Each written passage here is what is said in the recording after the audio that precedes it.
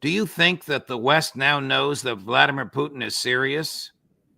I think this was quite a wake-up call. There were plenty of reasons to be awake even before this, but this is, as you say, an 11 Mach, MACH, that is, missile. It seems to be quite an extraordinary technological achievement.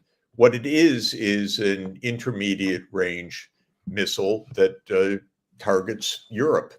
And we should understand the irony, the sadness, and the risk of all of this. The United States has had a bad habit during the neocon period of walking out of nuclear arms control agreements. The two most consequential agreements that the United States unilaterally left were the 2002 anti-ballistic missile agreement, which was profoundly stabilizing, and by leaving it, profoundly destabilizing as an action by the United States, and very alarming to Russia, which is, again, one of the deep reasons why we're in the war now, because Russia has felt, and I think understandably, that its national security is being put at risk by the United States. The second nuclear arms agreement that the United States walked out of this great significance was the Intermediate Nuclear Force Agreement in 2019. This new missile is a class of intermediate range missiles that would have been prevented by the INF. It would have been proscribed by the INF treaty. The United States walked out of the agreement, and now we have this new Russian advance, which will be in mass production, according to President Putin, and which will target all of Europe. And it's very sad and very dangerous, and very risky, and we continue in the United States to misjudge and to provoke. I wonder if this is really a wake-up call, Professor Sachs. Admiral Rob Bauer, B-A-U-E-R, who's the chair of the, you probably know him, the chair of the NATO Military Committee, said today NATO is discussing preemptive precision strikes within Russia. How can they make a statement like that in light of what this missile that can't be shot down can do? Because there are always reckless people in the military who have been trained to shoot, who lack any responsibility for and knowledge of diplomacy. And it's why we don't put people like this in policy positions. It's why we believe in civilian control of the military. Generals or people like this person, who is known for his utterly intemperate and inappropriate statements, are a danger to humanity unless they are strictly supervised. Right now, we do not have strict supervision. We don't even know who is making decisions in the United States. And so this is really part of the alarm. A person like this should not be speaking, period. But least of all about policy. He is a military official. He should not be setting policies that can put us on the path to nuclear war. It's disgusting. If we had a normal president who was in charge, in command, I think this would not happen. This is completely out of line, statements like this. When he makes a statement like that purports to be in behalf of NATO, would he have made it without the express authorization of Washington? It's possible that he would, because right now Washington seems to be rudderless. Again, I don't know personally. We don't know whether President Biden is in a proper physical or mental state, because we don't hear from him. We see pictures that are absolutely alarming, in my view. about his physical condition. When a major decision is taken, such as the one that was taken a few days ago, we don't hear the President of the United States speaking to the American people to explain the decision or to calm down rumors, or quite the contrary, to explain why such a momentous decision was taken. And I believe that that is the environment in which a person like Bauer is speaking. We don't have the kind of normal leadership that we should have, not inside the United States, not in NATO. And again, it's shocking to me to hear statements by a person like this. I don't want generals making our foreign policy or preempting diplomacy or putting us on a path to extinction. This is not their job. Professor Sachs, are you of the view that the Biden administration is attempting to create a conflagration in Ukraine out of which Donald Trump cannot get? Remembering that Trump said many times during the campaign, I realize he communicates hyperbolically, but he did say many times during the campaign, he'll end the Ukraine war in 24 hours. Is it even conceivable that it could be ended in 24 hours? It's conceivable that an arrangement with Russia could be discussed, which would put the United States and Russia on a path to ending this war, and could give the confidence that the war is coming to an end and that further escalation has been obviated. That's possible in even one phone call, actually, because the underlying cause of this war has been the relentless neocon pursuit of NATO enlargement to Russia's border with Ukraine. Again, I would say to Americans, it would be like a Russian pursuit of military bases in Mexico up to the Rio Grande. It's equivalent from Russia's point of view, how America would feel if Russia or China were putting military bases on our border. We would say, and did say, by the way, back in 1823 in the Monroe Doctrine, and it's been repeated many times since then, to all of Europe, and that includes Russia as well, stay out of our neighborhood.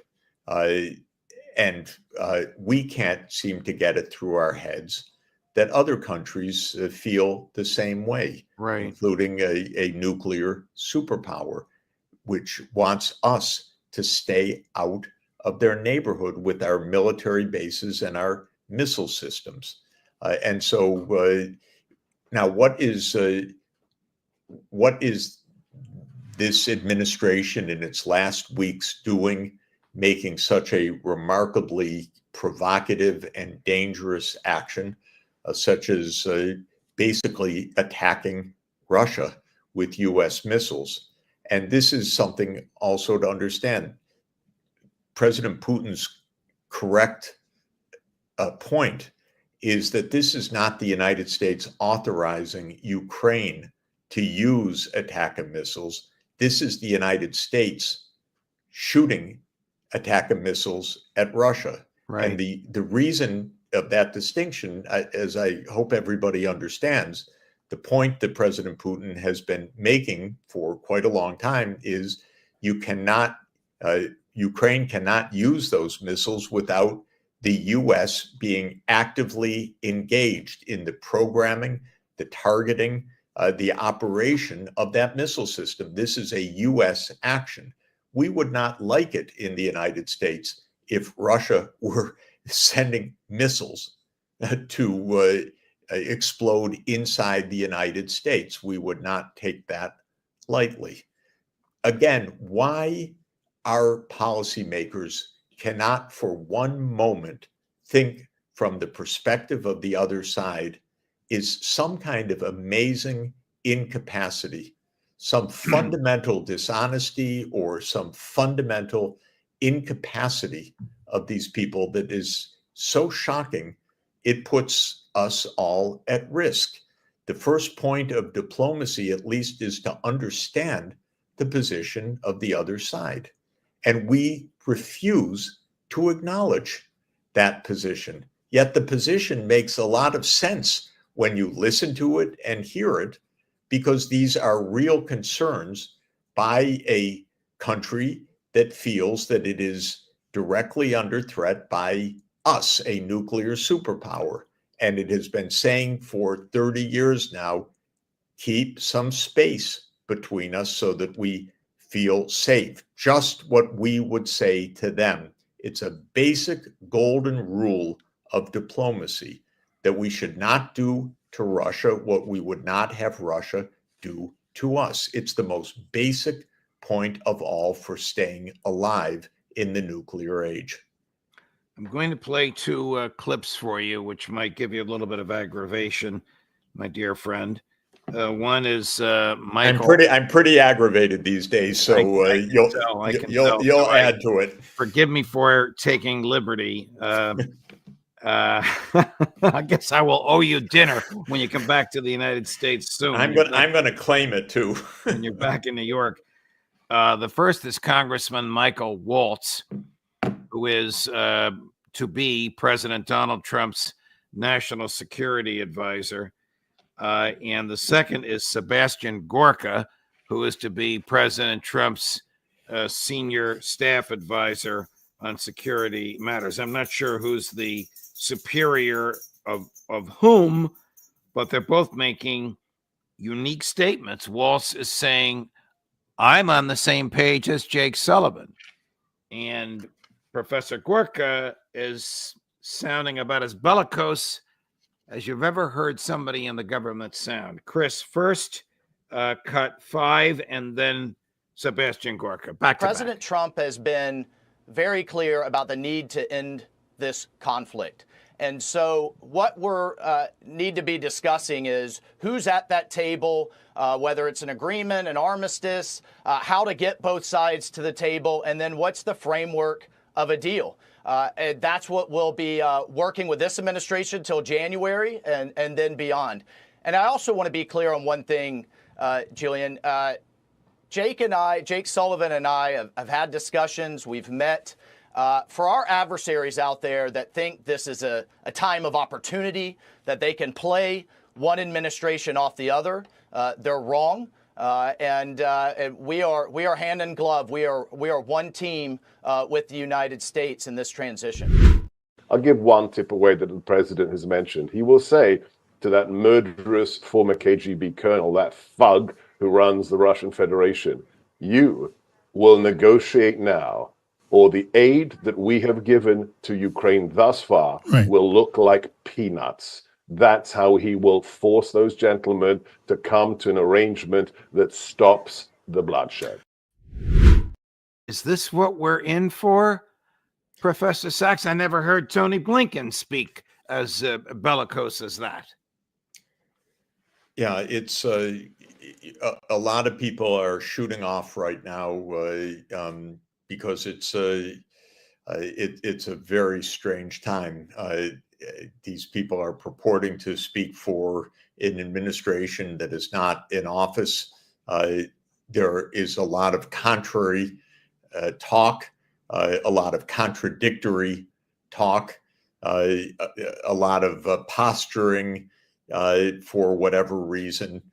I think the first statement we heard about being hand in glove with Jake Sullivan is not perhaps so much what it might seem, that it's a continuation of policy, but rather saying, as was said, don't take advantage during this transition period. Okay, this is a kind of standard statement in this context between the election and January 20th of next year. Don't take advantage. By the way, I hope everybody understands in these waning, dangerous days of the Biden administration, it would not make sense for anyone to try to take advantage because we're rudderless right now. It's a very strange and dangerous time. And who knows what kind of response would come. When it comes to the other statement, I mean, could he have made a statement like that without the getting name, clearance from Trump? yes, he could have, and it would be absolutely irresponsible, regrettable. But believe me, there's a lot of irresponsibility. So right now, I'm going to take a deep breath and hope that the president-elect gets his house in order. I don't think you would hear from President Trump such language. I don't think you would hear from Vice President-elect Vance such language. I know there are many other people in the administration that you would not hear such crude language.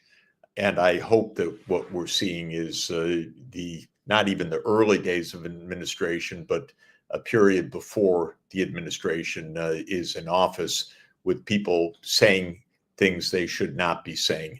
But could he have said that without approval? Absolutely. People are speaking right now without any approval at all. People are freelancing. They're showing how tough they are. They're positioning for jobs. They're auditioning for Senate review and so forth. So there's a lot of extremely dangerous, reckless, irresponsible language. Is there anything to be gained by referring to President Putin as a thug and a former KGB colonel? Absolutely nothing in the world, under any circumstances. That kind of vulgarity, that kind of irresponsibility can absolutely get us all killed. The idea is not that this is taunting on a playground or that it's some jocular talk at a poker table. And when you see statements like this, it shows a measure of irresponsibility that is absolutely stark. And I'd like to quote President John F. Kennedy, who made a statement that I regard as absolutely crucial for our survival. It's a statement in his famous peace speech. I like to refer to it because it was obviously, for President Kennedy, perhaps the most important message he was trying to convey to the American people. This is what he said about the relationship with the Soviet Union in the Cold War. He said, "Is this the American University speech in June of '63?" That's exactly right. June 10, 1963. And in that speech, he says the following: above all, while defending our own vital interests, nuclear powers must avert those confrontations which bring an adversary to a choice of either a humiliating retreat or a nuclear war. To adopt that kind of course in the nuclear age would be evidence only of the bankruptcy of our policy or of a collective death wish for the world. Now, my point is, President Kennedy, I've studied this speech for years. When he says above all, what he's saying is, please listen, this is my core message to you and to posterity. Do not put our adversary into a choice of either a humiliating retreat or a nuclear war. To do so would be evidence of bankruptcy of our policy or of a collective death wish. We are not out to humiliate the other side. We are not out to force the other side into a humiliating retreat or a nuclear war. We're out for survival, mutual survival. So trash talk, like we heard on that tape, has no place in our world. None whatsoever. Nobody in a position of responsibility should be trash talking in such a vulgar way in the midst of a war with a nuclear superpower. Switching gears, Professor Sachs, can Donald Trump say no to Benjamin Netanyahu, or do the donor class and the military-industrial complex have an iron grip on the Pentagon and on Trump? In general, our government is for sale. And this is how the American system works.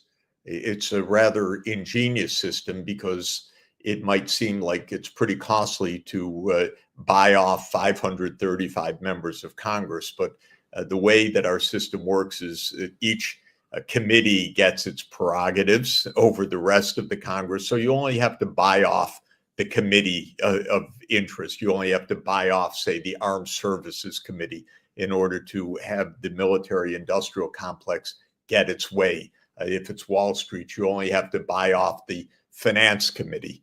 If it's Health and Human Services, you only have to buy off the oversight committees for health in the House and the Senate. But our government is for sale to vested interests. And one of those powerful vested interests is the military-industrial complex. And another of those vested interests, related but distinct, is the Israel lobby, which AIPAC and others are agents for spending hundreds of millions of dollars for congressional campaigns and targeting congressmen that dare to speak against the Israel lobby. And this has been a very successful venture, not for the United States of America, but for not even for Israel, but for extremists in Israel that have been running this lobby, especially Prime Minister Netanyahu, who has been prime minister for 17 years during the period since 1996. Now, because of the power of the Israel lobby, the United States has engaged in wars on Israel's behalf that have cost the United States trillions of dollars. Netanyahu's done more damage to the United States than anybody else that I can think of, because he's been the biggest proponent of the war in Iraq, for example, in 2003, basically talked the United States into it. He was the biggest proponent of the United States engaging in a war with Syria. That one's a covert war. That was Operation Timber Sycamore, launched by President Obama. Netanyahu was a huge proponent of the United States engaging in a war with Libya in 2011 to bring down Muammar Gaddafi. Netanyahu has basically been, for these 17 years as prime minister, talking the United States into spending trillions of dollars that have broken our budget, put the U.S. into hock, led to disasters all through the Middle East. And all for what purpose? Not to defend Israel. This isn't about defending Israel. This is about having Israel not have to deal with its real issue, which is that there should be a state of Palestine alongside the state of Israel. And since Netanyahu and his political cronies have wanted to reject that, what they have done is to favor ongoing wars all over the Middle East to try to bring down any governments that are in opposition to Israel's control over occupied Palestine. Now, the United States has played into this for basically the whole 21st century, since 2003 at a minimum, when Netanyahu basically led with Wolfowitz and Douglas Feith and others, the U.S. reckless, illegal, phony pretext war against Iraq. We've been doing Netanyahu's bidding. I hope that President Trump, when he says he's going to make America great again, the first thing he should do is make America sovereign again, that it is not an instrument of Netanyahu's foreign policy, that American foreign policy is for America's interest. Right. This is something that President Trump absolutely can and should do.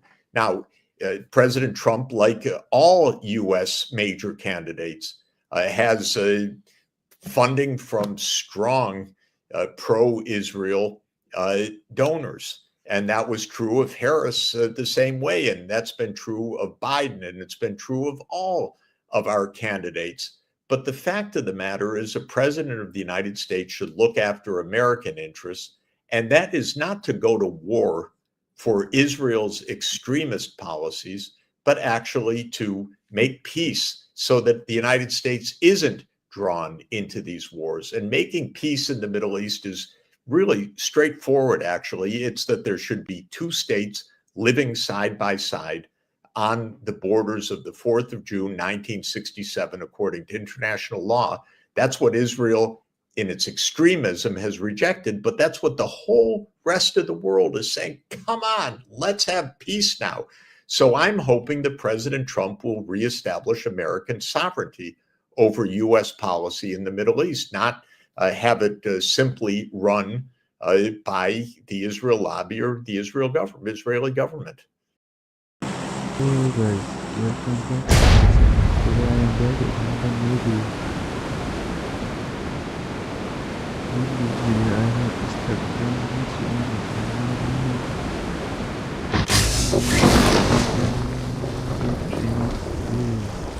and there is too much money. I'm going to enter in this room.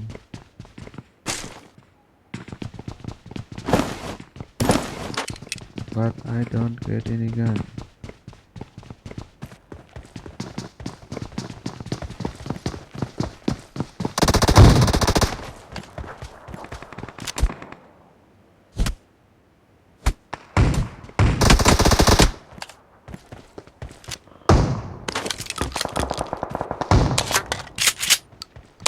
But I got a shotgun from here.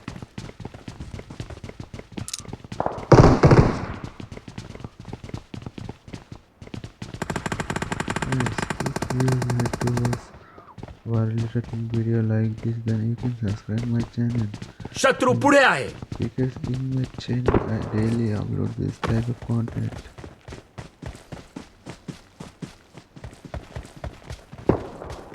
My ultimates are this side, and I am also going in this side.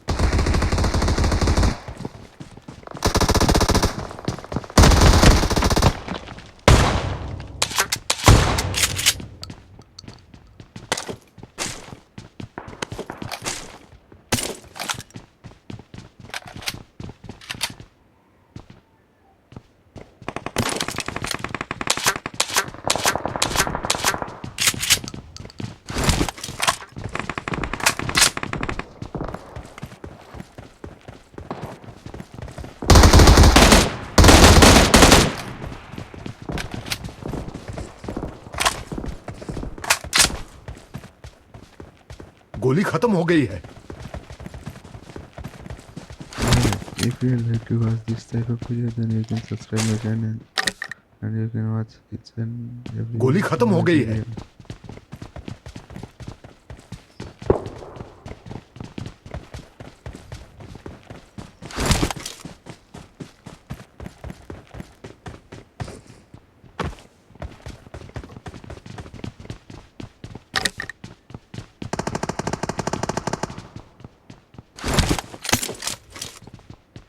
I got supplies.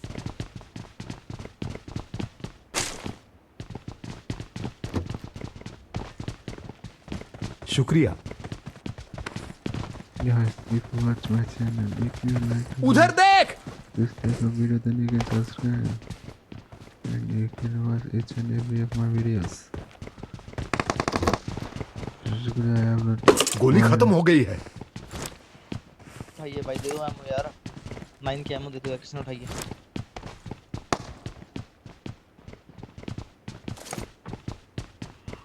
subscribe, watch this type of video in my channel. भाई 9 के ammo दे दो यार, किसने उठाइए. Marked an open door.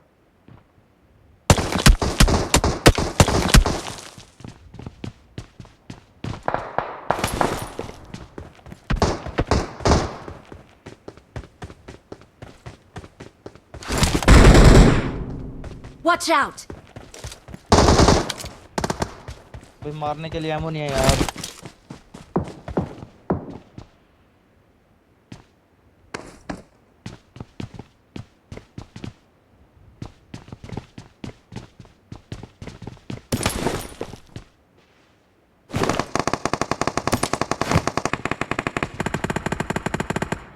আমার কাছে supplies আছে।